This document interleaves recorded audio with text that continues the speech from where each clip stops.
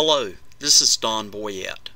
Welcome to a short PowerPoint presentation related to college policies and procedures that very well may affect your experience here at Wilson Community College.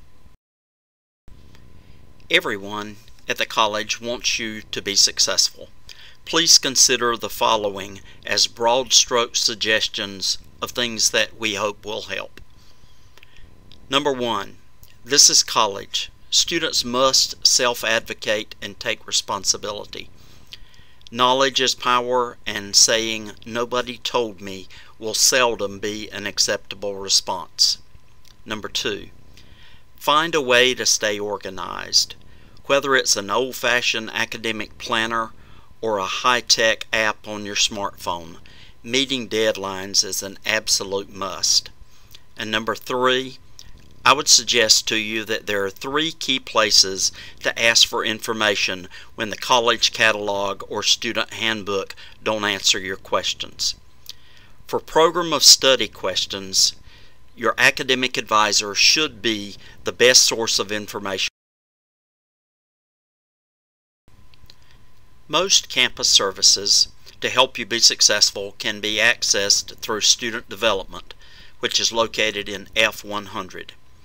Here you will find admissions, registration, student records, counseling, career exploration and development, disability services, financial aid, tutoring, counseling, and mentoring through the TRIO program, student activities, referrals to community resources, and formal student complaints. Other than quality instruction, the college is committed to nothing more than we are committed to campus safety. With our own police department and sworn officers on campus at all times, over 100 closed-circuit security cameras, emergency phones in all classrooms, emergency call boxes located across the campus, and an emergency alert system, campus safety is at the top of our priority list.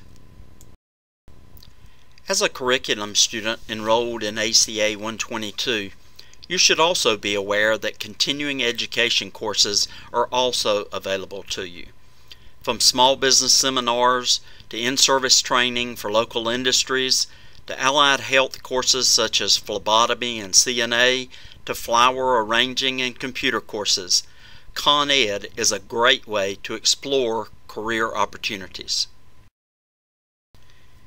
Nationally, approximately 65% of all college students receive some form of state or federal financial aid. Basically, if Uncle Sam is helping to pay for your classes, he expects you to go to class and make satisfactory academic progress. The Department of Education requires the college to report enrollment status changes within 30 calendar days. This federal requirement drives the college attendance policy. If you miss more than 15% of the instructional hours in a given course, the instructor will drop you from his or her roster, regardless of the grades you have been receiving. The college does not distinguish between excused and unexcused absences. You're either in class or you're not, with one exception. The North Carolina legislature requires that colleges allow up to 2 excused absences each academic year for religious observance. A student requesting such a religious observance excused absence must apply to the Dean of Student Development with a minimum of 2 weeks' notice. Now let's talk about some academic issues. Schedule adjustment or drop add is allowed for a short period at the beginning of each semester. The first 2 days of classes in the fall and spring semesters and the first 2 days of classes in the summer semester is set aside for schedule adjustment. Please note that drop add's schedule adjustment should be done in the same transaction to avoid running afoul of the state refund policy. Academic grade appeals are allowed for both individual assignment grades and final course grades. I would encourage you to read and follow the procedures outlined in the college catalog carefully, and note that deadlines apply to each appeals process. State regulations require that each student must enter and participate in each of their courses by the 10% point in the semester. In net and hybrid classes, you must enter and participate by the announced 10% deadline. Students who fail to do so will be dropped as never attended. Please note that VA regulations for any student receiving veterans benefits can be quite unforgiving. All such students should plan to meet with the VA certifying representative each semester before registering for classes. Officially withdrawing from an individual course or from all of your courses pretty much depends on timing.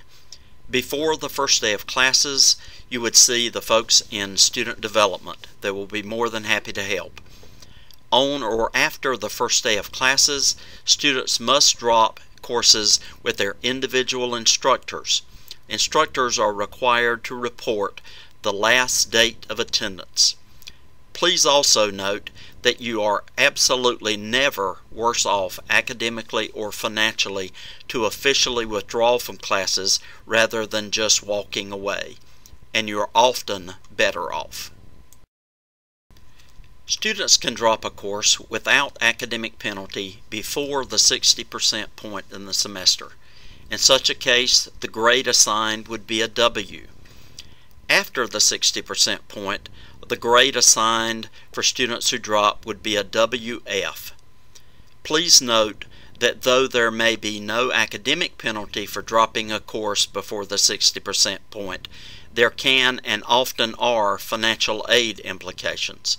To Uncle Sam, grades of W are unsuccessful attempts and can affect a student's financial aid eligibility.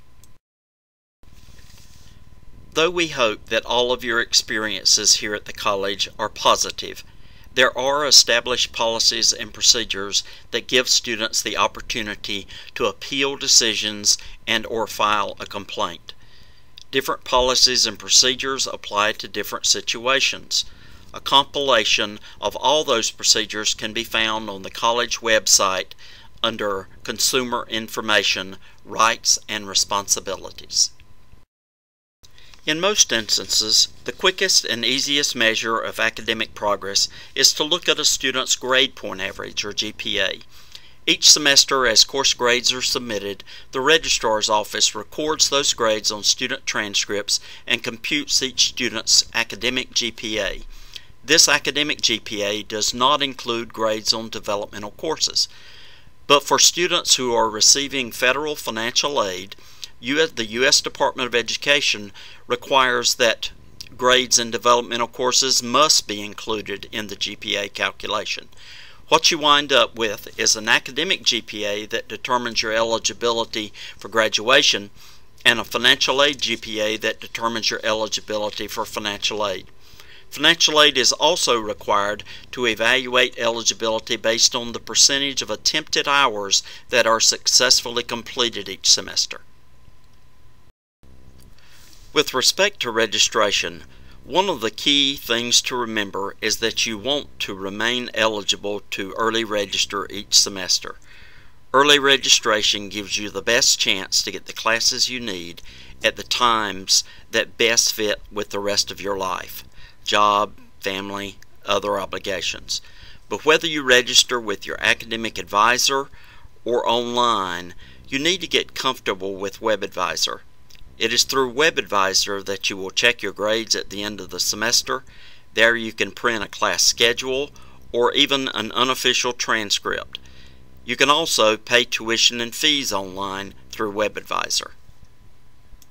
Registration for classes is not complete until your tuition and fees are paid by you or someone on your behalf, such as financial aid, direct loans, scholarships, a family member, or an outside agency such as the Veterans Administration, OIC, or vocational rehabilitation. Deadlines are set for a reason. they are neither estimates nor suggestions. Last day typically means last day, and hard and fast deadlines apply to much more than registration and paying tuition and fees.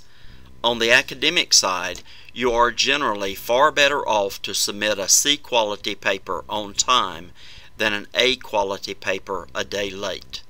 Most of your instructors will not accept late work. Online courses are very popular and often are the first to fill up and close each semester. But you still have to do the work, and you have to do the work without an instructor in front of you. As a result, online classes can be very challenging. In order to be successful in online or net classes, you must be self-motivated and well organized, and you must have dependable access to up-to-date computer equipment and a fast internet connection.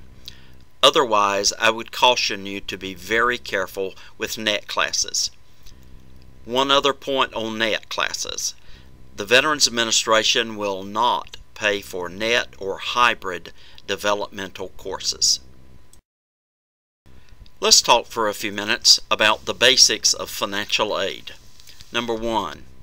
If you have financial aid questions, please ask them of financial aid. Number 2. Students earn financial aid with attendance. If you stop going to classes, Uncle Sam will likely have his hand out and want all or part of his money back. Number 3. If you charge more for tuition, fees, books, and supplies than you earn in financial aid, the state of North Carolina will hold you liable for payment of the difference. And number 4. Grants are free money as long as you live according to Uncle Sam's rules and regulations. Loans have to be repaid with interest. If you can make it without loans, I would strongly encourage you to do so. Number 5.